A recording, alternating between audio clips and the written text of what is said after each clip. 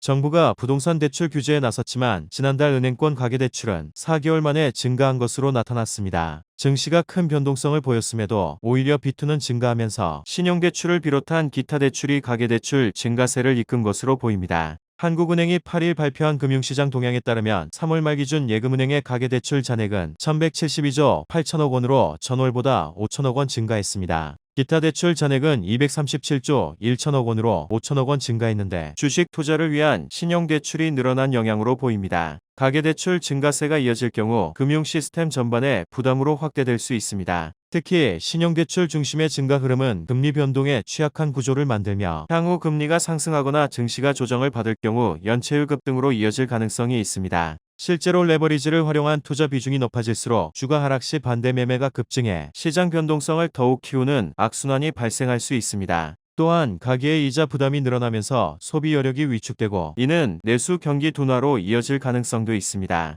금융당국의 대출 규제에도 불구하고 위험 자산으로 자금이 쏠리는 현상이 지속될 경우 단기적인 시장 충격이 실물 경제 전반으로 확산될 수 있다는 점에서 보다 정교한 관리가 필요해 보이는 시점입니다. 31일 오전 9시 40분 기준 원달러 환율이 1527원을 돌파했습니다. 외국인도 1조 원 넘게 국내 주식을 순매도하며 증시 하락폭을 키우고 있습니다. 환율 급등과 외국인 매도세가 동시에 확대되면서 국내 금융시장 전반에 불안감이 빠르게 확산되고 있습니다. 원화 가치가 급격히 떨어지자 외국인 투자자 입장에서는 환차손 우려가 커질 수밖에 없고 이는 추가적인 자금 이탈로 이어지는 악순환을 만들고 있습니다. 특히 외국인의 매도 물량이 대형주에 집중되면서 코스피 지수 하락 압력이 더욱 커지고 있는 상황입니다. 이 같은 흐름이 이어질 경우 개인 투자자들의 비투 물량까지 흔들릴 가능성이 제기됩니다. 주가 하락으로 담보 가치가 떨어지면 반대 매매가 발생하고 이는 다시 추가 하락을 유발하는 연쇄 충격으로 이어질 수 있기 때문입니다. 실제로 최근 신용거래 잔고가 높은 수준을 유지하고 있는 만큼 시장 변동성이 확대될 경우 충격은 더욱 커질 수 있다는 우려가 나옵니다.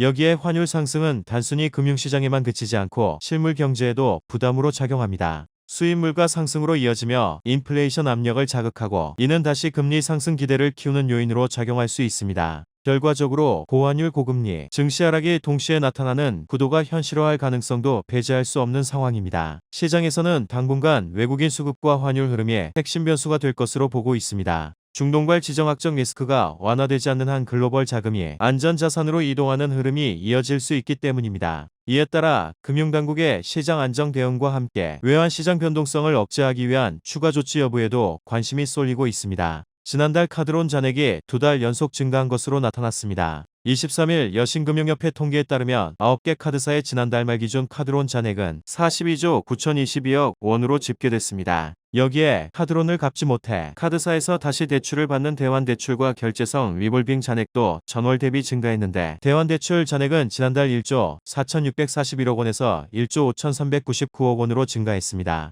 특히 카드론은 금리가 상대적으로 높은 고금리 대출인 만큼 잔액이 늘어날수록 이자 부담이 눈덩이처럼 불어날 가능성이 큽니다. 문제는 기존 대출을 갚기 위해 다시 대출을 받는 돌려막기 구조가 확산될 경우 가계의 부채 구조가 더욱 취약해질 수 있다는 점입니다. 여기에 기준금리 인하 기대가 지연되거나 고금리 상황이 장기화될 경우 취약차주의 연체율 상승으로 이어질 가능성도 제기됩니다. 실제로 소득 증가 속도가 부채 증가를 따라가지 못하는 상황에서 소비 여력은 급격히 위축될 수밖에 없습니다. 이는 내수 경기 둔화로 이어지며 경제 전반의 회복세에도 부담을 줄 수 있습니다. 또한 금융권 전반으로 리스크가 확산될 가능성도 배제할 수 없습니다. 카드사 건전성이 흔들릴 경우 자금 조달 비용이 상승하고 이는 다시 대출 금리 인상으로 이어지는 악순환을 초래할 수 있습니다. 결국 가계부채 문제는 단순한 개인의 문제가 아니라 금융 시스템 전반의 안정성과 직결된 문제로 향후 경제의 핵심 위험 요인으로 부상하고 있습니다.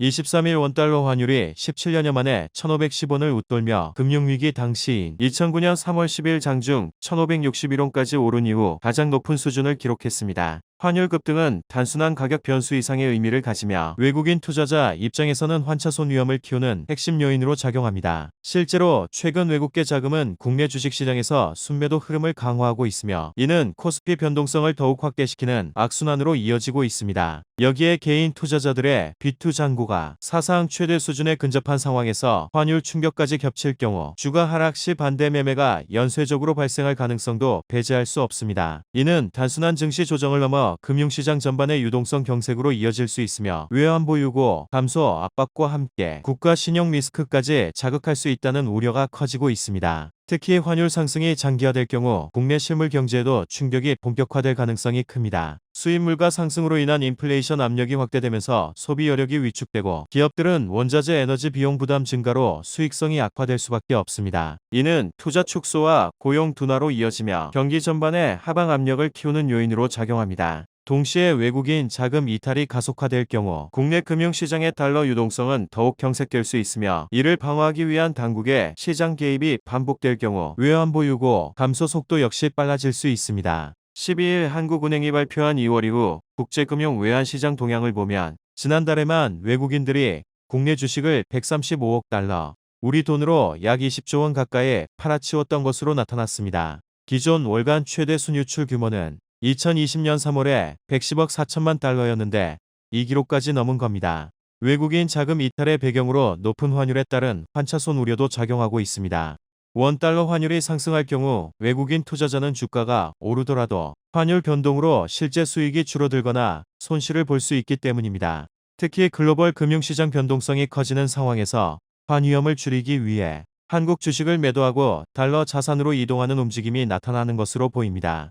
개인 투자자들의 과도한 레버리지 투자도 또 다른 불안 요인으로 지목되고 있습니다. 금융투자업계에 따르면 신용거래 이용자 등 이른바 비투 규모는 약 33조 원 수준까지 불어나 사상 최대치를 기록한 상태입니다. 문제는 시장이 하락세로 전환될 경우 대규모 반대 매매가 촉발될 수 있다는 점입니다. 주가가 일정 수준 이하로 떨어지면 증권사가 담보 부족을 이유로 보유 주식을 강제로 매도하게 되는데 이 과정에서 매도 물량이 한꺼번에 쏟아지며 지수가 급락하는 악순환이 발생할 수 있습니다.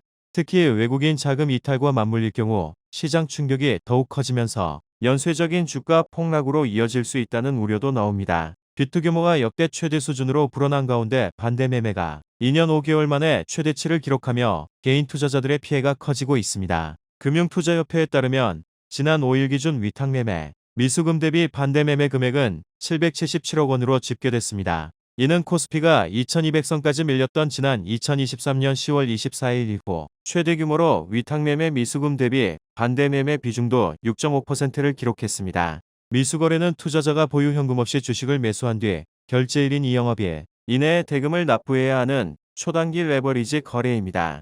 기한 내 상환하지 못할 경우 증권사가 해당 주식을 강제로 청산하는 반대매매가 발생합니다. 미수거래를 한 투자자들이 결제기한 내 자금을 상환하지 못하면서 다음 거래일에 대규모 강제 청산이 발생한 겁니다. 금융투자협회는 미수거래의 반대매매만 집계하고 있어 신용거래용자 반대매매까지 포함할 경우 반대매매 규모는 더 커질 수 있습니다. 6일 기준 증권사 신용거래용자 잔액은 32조 7,899억 원에 달합니다. 최근 국내 증시에서 외국인이 조단위 순매도에 나선 가운데 개인 투자자들만 대규모 매수에 나서는 구조가 이어지면서 시장의 취약성이 커지고 있습니다. 특히 비투 규모가 역대 최대 수준으로 불어난 상황에서 증시가 추가 하락할 경우 개인 투자자들의 미수거래와 신용거래가 연쇄적인 반대매매로 이어질 가능성이 높습니다.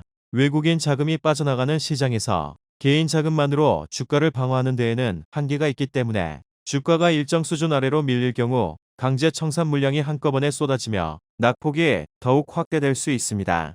시장에서는 이러한 구조가 지속될 경우 개인 투자자들의 피해가 급격히 커지고 증시 변동성도 한층 확대될 수 있다는 우려까지 나옵니다. 오늘 9일 중동발 리스크와 외국인들의 연이은 투매로 오전 9시 6분께 코스피 200 선물 지수의 변동으로 5분간 매도 사이드카가 발동됐습니다. 코스피 시장에서는 개인 투자자가 1조 3,710억 원어치 주식을 순매수하는 가운데 외국인은 8,351억 원, 기관은 5,562억 원어치 순매도했습니다.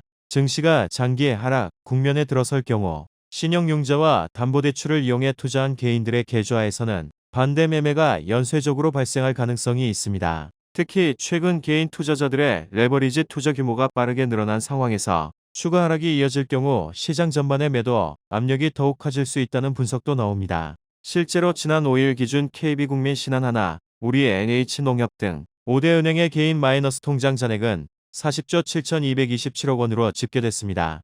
이는 2월 말 39조 4,249억 원에서 약 닷새 만에 1조 2,979억 원 늘어난 수치입니다.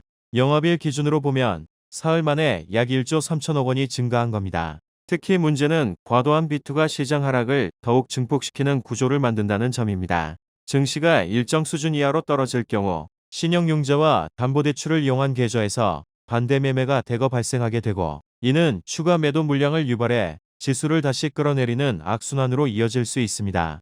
외국인 자금 이탈이 계속되는 상황에서 이러한 레버리지 투자까지 겹치면 시장 충격이 빠르게 확대되며 단기간에 증시가 급락하는 패닉 장세로 번질 가능성도 배제할 수 없다는 우려가 커지고 있습니다.